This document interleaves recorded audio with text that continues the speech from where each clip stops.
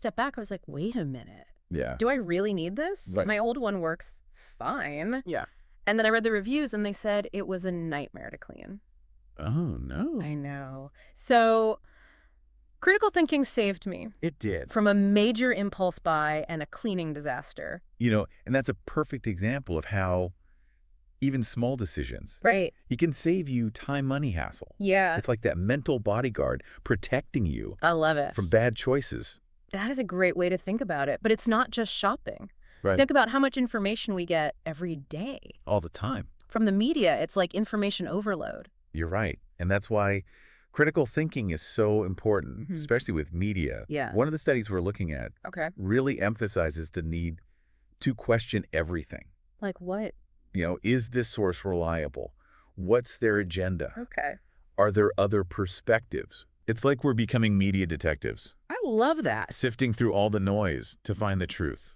Yeah, that makes so much sense. Yeah. Especially today, we need those critical thinking filters like never before. Yeah. But let's be real, it's not always easy. No, it's not. Our brains, we like to take shortcuts, Right. jump to conclusions, and sometimes our emotions take over. You're absolutely right, and there are definitely challenges to really building this skill. Okay. But the good news is, Okay, what's the good news? this research has some strategies for overcoming these obstacles. All right, let's hear. So that's what we'll explore next. Okay, so we've seen all the good stuff that critical thinking can do. Yeah. But how do we deal with the not so good? Right. Well, one of the biggest things is something called cognitive biases. Cognitive biases. Yeah, so basically these are mental shortcuts that our brains use to kind of simplify information processing. Okay, so our brains are being lazy. Yeah, kind of, Yeah. But those shortcuts are useful sometimes. Right. But they can also lead us to make, judgments that are biased or not accurate. Okay, so they're not always a good thing. Right. Can you give us an example? Sure, let's talk about confirmation bias. Confirmation bias. Yeah, this is the tendency to, favor information Okay. that confirms what we already believe, Oh, yeah. even if it's, flawed or not complete. We all do that. We all do it to some degree. Especially on social media. Yeah, especially online. We gravitate toward Right. sources that agree with us. Yeah. And then we just dismiss anything that challenges us. So we're basically filtering everything Yeah, we are. to fit our own stories. Right. That's not really objective thinking, is it?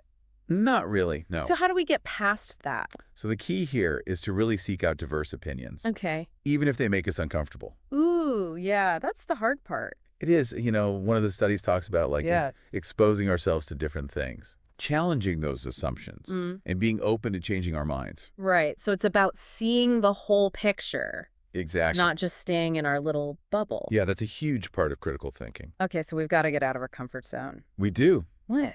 Well, there's another challenge, and that's our emotions. The emotional triggers. Yeah, those moments where something just pushes your buttons, Oh, yeah. and suddenly your emotions just, They hijack they everything. take over. That happens to me all the time. Right. I remember this time I was planning a trip with a friend, Yeah. and we just couldn't agree on where to go, Oh, no.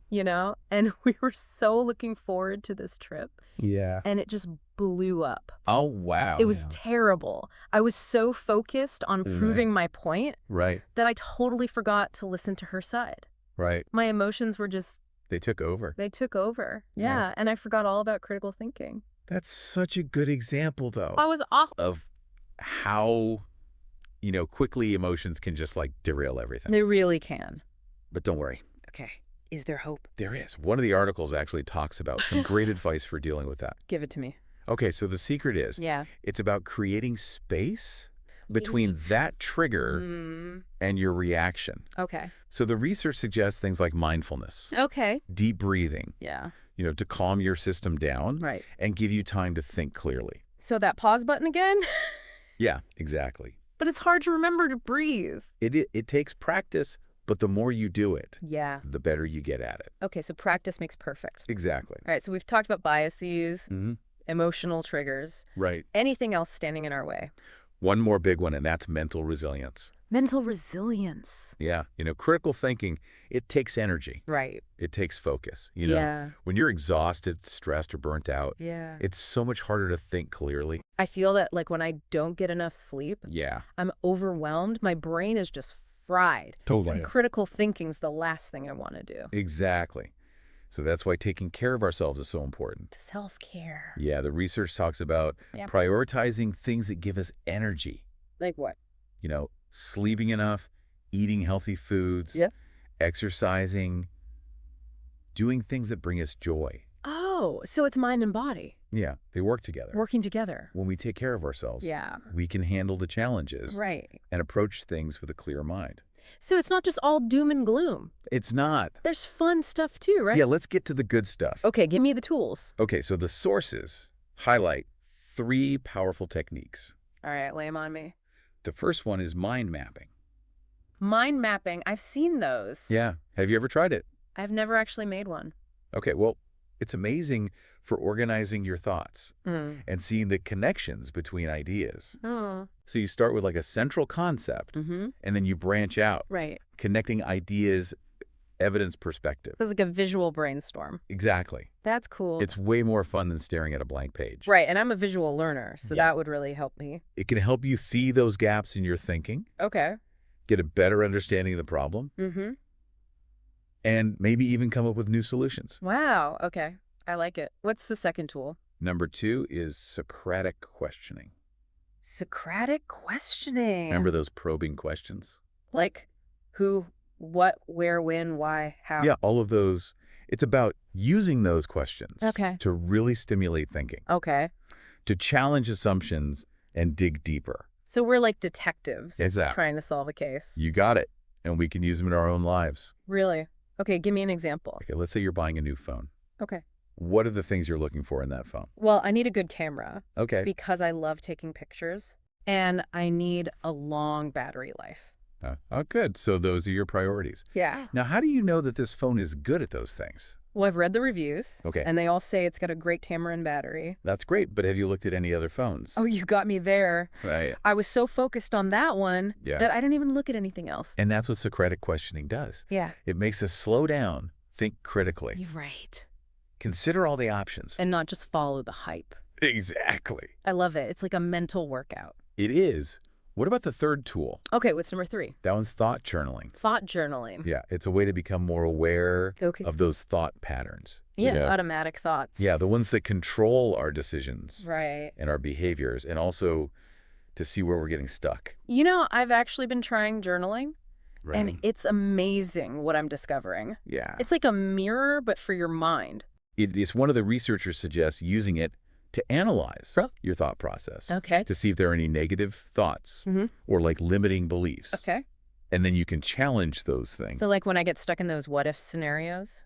Exactly. Yeah, or catastrophizing. Right. Journaling can help with that. It can help you see the patterns. Yeah.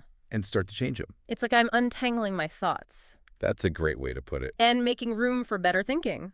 Exactly. I like that. So we're using these tools to understand ourselves better and our thought processes and how to become better thinkers. That's it. This is so cool. I feel like we're really getting into it with critical thinking. Yeah. It's so much more than just being logical or smart. Right. It's about awareness, self-reflection. Absolutely. And having these tools to help us figure things out. You've got it.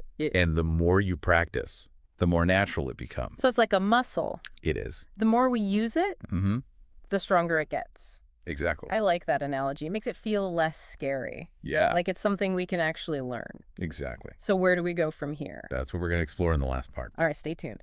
Okay, so we've explored, how critical thinking works in real life. Yeah. We faced those tough challenges, and we've learned some really cool tools. We have. But where do we go from here?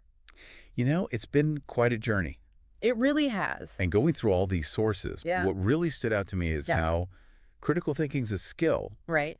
And you can get better at it with practice. It's like learning an instrument. Exactly. Or a new language. Yeah. The more you do it, the better you get. Uh-huh. It's not something you're just born with. Right. You got to work at it. So how did I do that? Well, it's about making those practices, part of our daily routine. So what kinds of things? Well, like pausing before reacting in an argument, questioning what we see online. Right. Or even taking a few minutes to mind map a problem. Yeah, all those tools. Yeah, every time we do those things, we're getting stronger. Oh, so it's not about being like a robot. Yeah. overanalyzing everything. It's not about that. It's about building that awareness and being able to approach things thoughtfully. So being more discerning. Exactly. Yeah. Finding that balance between intuition and analysis. Right. Emotions and reason. Yeah. So ultimately, critical thinking helps us make better decisions, deal with tough situations, and live better lives. I love it. This deep dive has been amazing. It has. As we wrap up, what are the key takeaways? Well, I think first, recognizing those biases. Yeah, those cognitive biases. Yeah, we all have them. Right. So being aware of them is huge. That's a good first step. Yeah, and then managing those emotional triggers. Oh, right, that pause button. Exactly, creating that space to respond thoughtfully. And taking care of ourselves. Oh, that's so important. So important. When we're tired, our brains don't work as well. So true. And don't forget about the tools. Oh, yeah, those are crucial. Mind mapping, Socratic questioning, thought journaling. They can really make a difference. They really can. Yeah. So as you go about your day, your week, your life, even think about this. What's that? What's one decision you're facing right now, big or small? Yeah. Where using just one of these techniques could help. Yeah, like how might pausing or asking a question or reflecting for a minute change things. Yeah, it could be anything. Right, from dinner to a career change. Keep those critical thinking muscles strong, everyone. Yeah, keep practicing. Until next time, stay curious, stay engaged. And keep diving deep. See you then. All right, ready to really use those brains? This time, we're doing a deep dive into critical thinking. And you know what? It's not just like solving those logic puzzles or figuring out if news is fake, though, hey, those are helpful. This goes way deeper. We're talking how critical thinking connects to being creative, how to be a better leader, even how we learn all through life. The sources we've got for this, seriously mind-blowing. It really is fascinating how critical thinking, it's kind of woven into so many parts of life, isn't it? It's not just like logic and analysis. It's using that to really reach your potential. Before we got into these sources, I'll admit, I kind of thought critical thinking was, I don't know, dry, academic, like something you only needed for college exams or, I don't know, maybe to be a detective. But one thing that jumped out at me was how it connects to creativity. How do those even go together? They're like opposites, right? Analysis versus imagination. That's what a lot of people think. It's a real misconception. Truth is, critical thinking can actually fuel creativity. Think of it like this. It helps you analyze what works, refine ideas, push those creative boundaries further, like having a built-in editor for your imagination, So it's not about picking one or the other. It's more like they work together. Exactly. And we see that happening all the time, especially in companies known for innovation. Like, look at Tesla. They didn't just say, okay, this is how electric cars are, I got to live with it. Right. They critically analyzed the whole problem, battery range, charging, everything. That's how they came up with those groundbreaking solutions. Great example. So it's like an artist sketching like crazy. Then they step back, look at their work critically, figure out what needs work. That's where the magic comes from. Precisely. And what's really interesting is critical thinking isn't just good for your own creativity. It's a key ingredient for leadership, too. Okay, now that connection I wouldn't have made right away. How does critical thinking make you a better leader?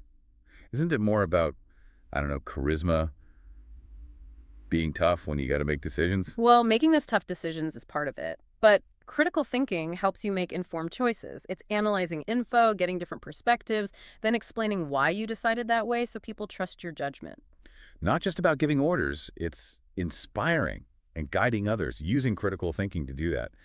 That makes a lot of sense. Exactly. And even more, it helps you build a whole culture where everyone can think critically.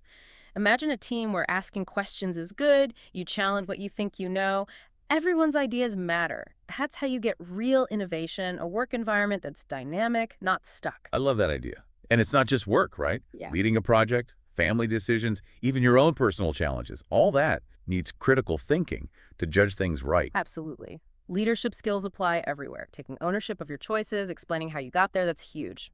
Okay, so boost creativity, makes you a better leader.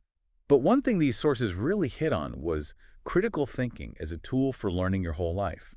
The world's changing so fast, info overload everywhere. How does critical thinking help us keep up?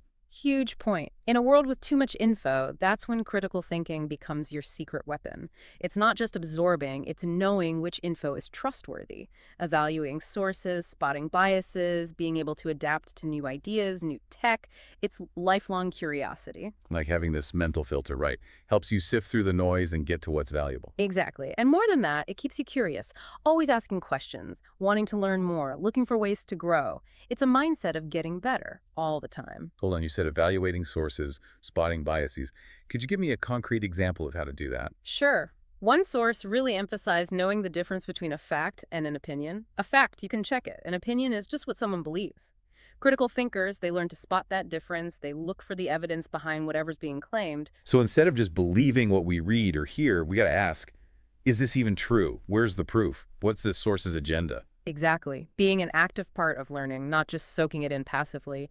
And another big thing for lifelong learning, being able to change your mind when there's strong evidence, even if it means you were wrong before. Ooh, that's a tough one. No one likes admitting they're wrong, but I guess that's part of being a critical thinker, huh? Absolutely. Being open to new ideas, even if they go against what you thought before. Being willing to learn and grow your whole life. So we've seen how it boosts creativity, makes you a better leader, even helps you learn forever. But the question everyone's asking, how do we get better at critical thinking? Are you born with it, or can you actually learn to do it better? Good news is it's a skill. You can develop it, make it stronger over time. Like a muscle, the more you use it, the stronger it gets. One of the coolest things I found in these sources was this specific technique for understanding complex topics better. Okay, I'm all ears. What's the secret? It's called the Feynman technique, named after Richard Feynman, the physicist. The idea is you break down a complex topic as if you're teaching it to a child. Like, you got to explain it simply so anyone can get it. Sounds like a fun challenge. But how does that help with critical thinking? Well, when you got to explain something simply, that's when you find the gaps in your own understanding. You think hard about the ideas, connect the dots, make it clear and concise. Fascinating. Forces you to really think it through, make sure you really get it. Any other practical steps to improve? Absolutely. One that's really easy and effective is just reading a lot. So not just quantity, it's about quality too, right? Mm. What kind of reading helps with critical thinking? It's getting different viewpoints, genres, topics. Don't just stick to what you already agree with. Find stuff that challenges your ideas, makes you think differently. I used to think reading widely just meant novels, biographies. But now I see how reading about different things like science, history, even philosophy could make you a more well-rounded thinker. Exactly. The more you know, the more you see how other people think, the sharper your critical thinking gets. It's a workout for your brain. So read widely. Try that Feynman technique. Any other tips? Another good way to flex those mental muscles, healthy debates. Now, I don't mean arguing online just to win. Haha. Yeah, I think we've all had enough of those debates. Exactly. A healthy debate is about sharing ideas respectfully, hearing the other side, and making your own reasoning stronger. It's a chance to learn from others, challenge your own assumptions, and really understand things better. Not about winning or losing, it's about exploring different ideas, making your arguments better. I see how that makes you think critically and explain yourself clearly. Precisely. And being open to the idea that you might be wrong. Sometimes in a debate, you realize you didn't know as much as you thought. Wow, admitting you're wrong, that takes humility and being ready to learn. Yeah, Part of being a critical thinker, right? absolutely. Knowing we don't have all the answers and there's always more to learn. And there's one more crucial part of critical thinking that we haven't touched on yet, self-reflection. Right. I've heard self-awareness is really important for critical thinking. How do you actually practice self-reflection, though? What does it look like? Taking a few minutes each day just to stop and think about your choices, how you thought things through. Ask yourself, did I think about this critically? Were my biases affecting things? Could I have done it differently? That's so important. We go through life on autopilot sometimes, reacting without really thinking. But taking time to pause, analyze your own thinking, that's where you grow. Exactly. Becoming more aware of your strengths and weaknesses, your biases. Once you see them, you can work on them, become a more objective, insightful thinker. Like a personal trainer for your brain, right? Yeah. Helping you improve, get mentally stronger. So read widely, have healthy debates, self-reflect, all great ways to boost critical thinking skills. But I'm curious, is there a connection between critical thinking and how we handle our emotions? Great question. And it takes us to a fascinating connection we'll be exploring next time we deep dive. The link between critical thinking and emotional intelligence, it's more powerful than you might think. Ooh, a cliffhanger. Can't wait to hear more about that. We'll be right back after a quick break to delve into the world of critical thinking and emotional intelligence. Welcome back to our deep dive on critical thinking. We've already found some amazing links between critical thinking and creativity, leadership, and lifelong learning. And we even got some practical tips on sharpening those skills.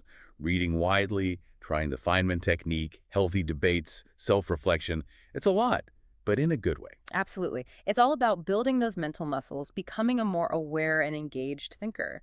But now, let's shift gears a bit. How do we actually use critical thinking every day? Because, the theory's great, but putting it into practice is where the magic really happens, right? Exactly.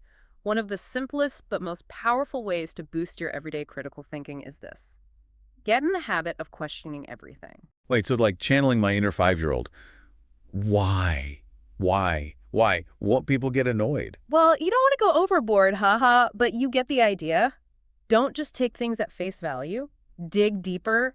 Ask those questions. Try to see things from different angles. Okay, I can see how that would be helpful. So, for example, if I'm reading a news article, I shouldn't just believe everything it says. Right. Think about who wrote it, their angle. Maybe there are other sides to the story they're not showing. Any biases at play? Wow, I actually try to do that already. Always thinking about the source and if they have an agenda. That's great. You're already on the right track. Actively engaging with the information, not just passively absorbing it. So this habit of questioning, it's not just for news, right? Definitely not. It applies to everything. Advertisements, social media, even talks with friends and family. Don't be afraid to ask why or how do you know that? Not to be argumentative, just to understand better. Basically, apply critical thinking to every part of life.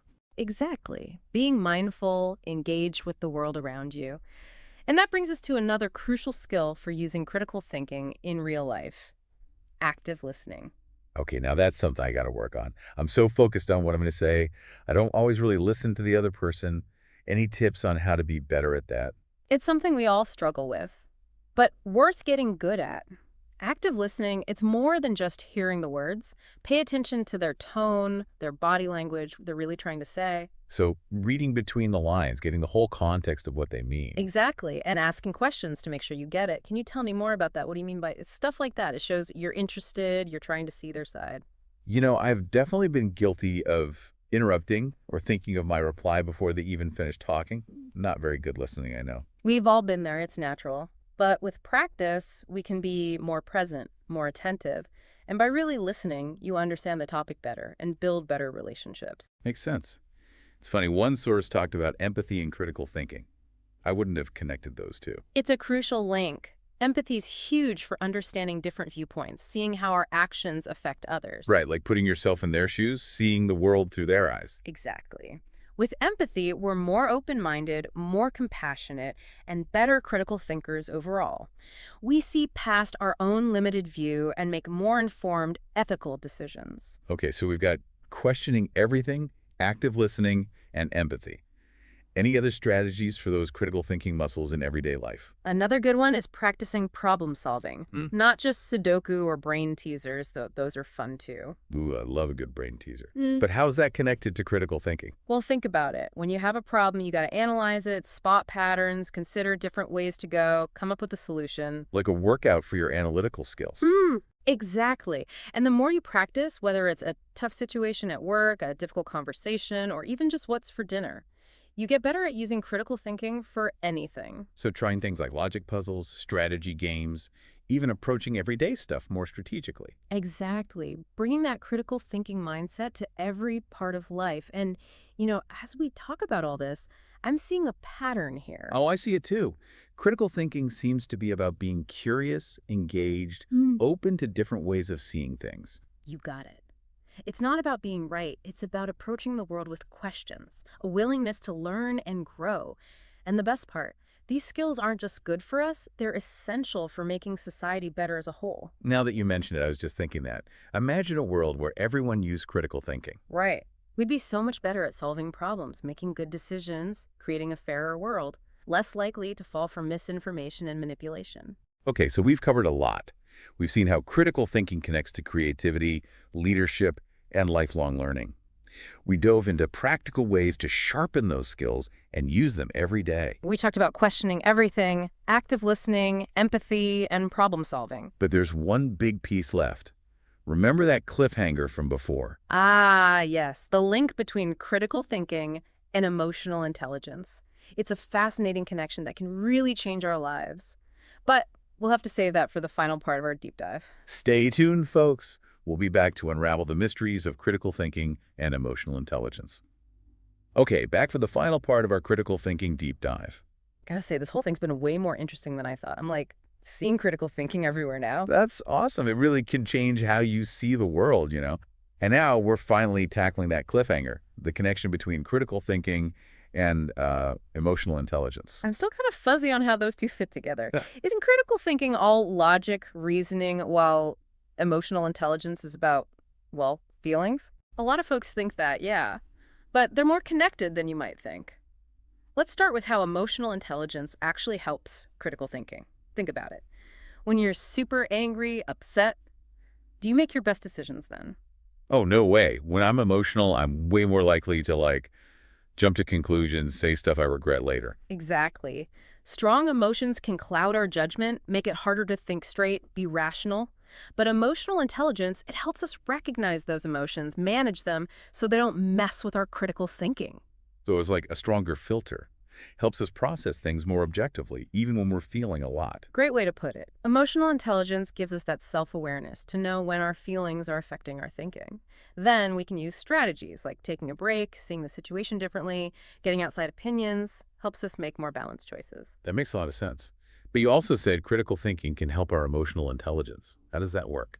Well, remember all those critical thinking skills. Analyzing info, spotting patterns, considering different viewpoints. We can use those same skills to understand how emotions work. Like using critical thinking to decode the emotional stuff, both in ourselves and other people. Exactly. When we look at our own emotional experiences with a critical lens, we understand our feelings and motivations better. Why am I feeling this way? What triggered this? What'll happen if I just react without thinking? Those are questions a critical thinker would ask themselves, even when things are heated. Wow, never thought of it like that. But it makes sense. Instead of just reacting, we can use critical thinking to actually process our emotions in a better way. And same with understanding other people's emotions. Observe their behavior. Really listen to what they're saying. Consider their point of view. You get more empathy, stronger relationships. So critical thinking and emotional intelligence, they work together to create this more balanced, insightful way of living. Like they complement each other, helping us navigate the world using both our heads and our hearts. You said that perfectly. And, as we wrap up this deep dive, I think that's one of the biggest things for folks to remember. Critical thinking isn't just logic, it's also about how emotions play a part in our lives and how to handle them well. And it's about using those critical thinking skills, analyzing, evaluating, problem solving to understand those emotions better, both our own and other people's. Absolutely. By embracing both critical thinking and emotional intelligence, we can make better decisions, communicate better, build stronger relationships. It's about living a more meaningful, fulfilling life. So as we come to the end of this deep dive, what are the key things you want listeners to walk away with?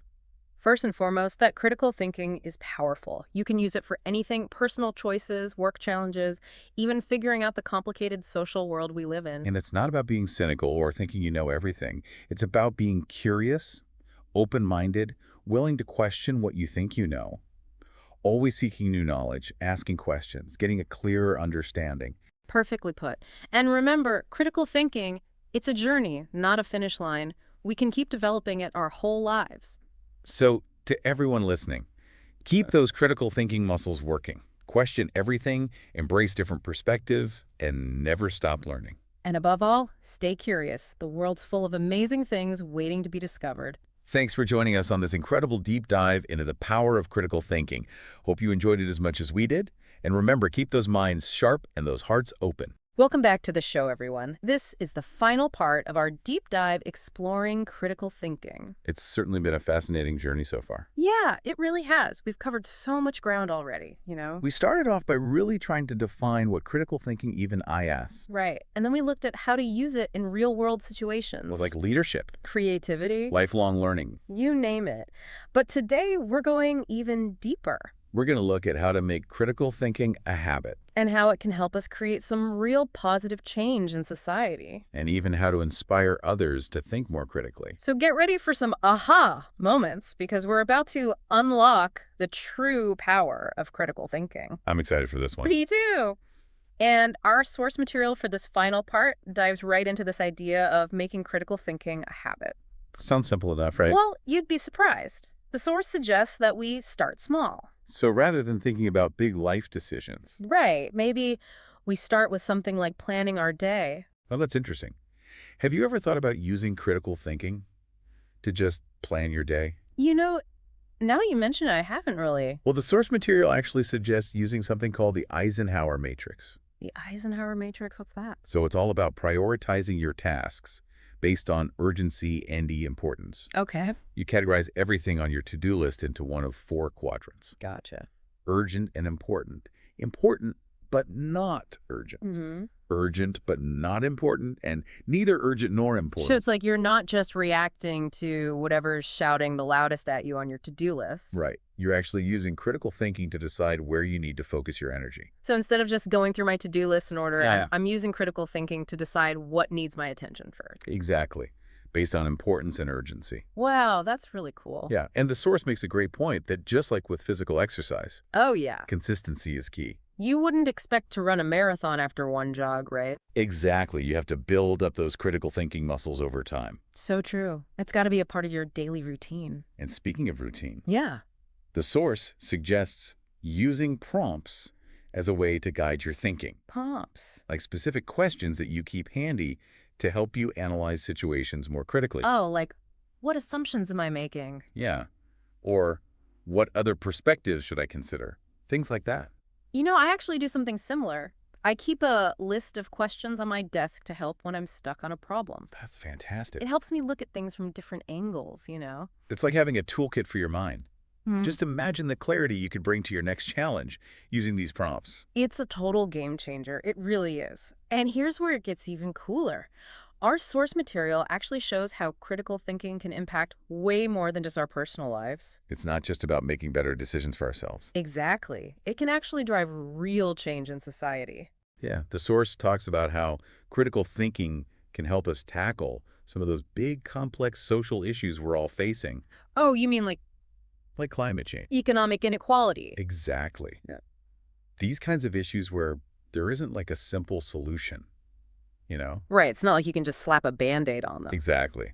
They require you to really think critically, To consider all the evidence all the different viewpoints. and then work towards a real solution. It's about going beyond just those knee-jerk reactions or those emotional responses. So basically, critical thinking can help us get to the root of the issue. Absolutely. Yeah. And this is especially important now more than ever with the amount of information that's constantly bombarding us. Especially online. It's like everyone's got an opinion. Right. But are they actually checking their facts? Who's really thinking critically about what they're reading and sharing? That's where those prompts we were talking about can come in handy. Oh, yeah. Remember those questions like, what's the source of this information? Right. Is there any evidence to support this claim? It's like you're developing a sixth sense for sniffing out all that misinformation. It's like a BS detector for your brain. Totally. And I bet this all ties into what the source says about encouraging civil discourse. Oh, absolutely. You know how it is you get into these heated discussions where everyone's just talking past each other? Yeah, you're not really listening to each other. You're just trying to win the argument. Exactly. Yeah. But imagine if we all approached these conversations with the empathy and open-mindedness that critical thinking fosters. Oh, wow. Instead of trying to win the argument. You're genuinely trying to understand the other person's perspective, It's like shifting from a battle of opinions. to a shared search for understanding. I love that. The source even talks about moving from arguments to understanding. It's such a powerful shift in mindset. And this leads us to another really interesting point. How do we actually inspire others to think more critically? Like, how do we spread this critical thinking awesomeness? Exactly. Well, the source suggests that one of the best ways to do this is by leading by example. It's that whole actions speak louder than words thing. So if people see you consistently using critical thinking in your own life, They start to see the value in it themselves. it's like you're showing them, hey, this critical thinking stuff actually works. Exactly. And another way to inspire others is by encouraging questions. Oh yeah, like making it okay to ask why. Exactly. The source argues that creating an environment where people feel comfortable asking questions can make a huge difference. I can definitely relate to that. I remember when a mentor of mine asked me this really challenging question about a project I was working on. Oh, yeah. It totally shifted my whole perspective, and I ended up with a much better result. It's amazing how a simple question can spark such profound thinking. Totally. And then the source talks about this idea of creating a ripple effect. Oh, yeah. It's like each time we use critical thinking, We're not just impacting ourselves, we're influencing the people around us, our family, our community. even our It's workplace. like a chain reaction of thoughtfulness. Wow. It really makes you realize that even small acts of critical thinking can contribute to something much larger. Each one of us has the potential to make a difference. And that's so inspiring. Thinking about all this, though, it makes me wonder, what are some things we can actually do to encourage more critical thinking in the world? That's a great question. Yeah, that is a great question. Um, as we're talking, I can't help but think about something that really stood out to me from the source material. Is that? It was this idea of imagine a world where people paused to question assumptions, sought out diverse perspectives, and engaged in meaningful dialogue. Wow, yeah, that's a really powerful vision. It really is. It's all about the potential of critical thinking to change not just ourselves, but society as a whole. I think that's what's so exciting about this topic. It is, but I have to admit, sometimes it feels a little overwhelming. Overwhelming. Yeah, like how can I possibly change the world with critical thinking? It feels like a lot of pressure. I get that. It's easy to get caught up in the enormity of it all. But the source reminds us that it all starts with small steps. Okay, so it's not about me single-handedly solving all the world's problems. No, not at all. It's about those individual choices we make each and every day. You mean Like choosing to question something instead of just blindly accepting it. or choosing to listen with an open mind instead of just shutting down someone who has a different view? Exactly. Those are the actions that create those ripples of change. Which makes me think back to what we were talking about earlier, leading by example. If we want to see more critical thinking in the world, we have to embody it ourselves. We have to walk the walk. And remember, it's not about being perfect. Oh, yeah. It's about making that conscious effort to be more thoughtful, To ask questions. to be open to changing our minds when we learn something new. It's about embracing that journey of continuous learning and growth. Exactly. Even when it gets uncomfortable. Which brings us back to that quote from the source. Imagine a world where people paused to question assumptions, sought out diverse perspectives, and engaged in meaningful dialogue. The possibilities for progress, both personal and collective, are endless. Powerful stuff. It really is. It makes you realize that we all have a part to play in creating a more thoughtful and informed future. And that's an exciting thought. It really is. Well, as we wrap up this deep dive into critical thinking, I want to leave you with one final thought. What's one area in your life where you can apply critical thinking today to make a positive impact? Maybe it's a decision you need to make, A conversation you need to have. or even just a way of approaching your day with more intention and awareness. Every time you choose to think critically, you're not just growing as an individual, you're contributing to a world where thoughtful action and meaningful dialogue are the norm. And that's a pretty incredible thing to be a part of. Couldn't have said it better myself. That's all for this deep dive, everyone. Keep those critical thinking skills sharp, and we'll see you next time.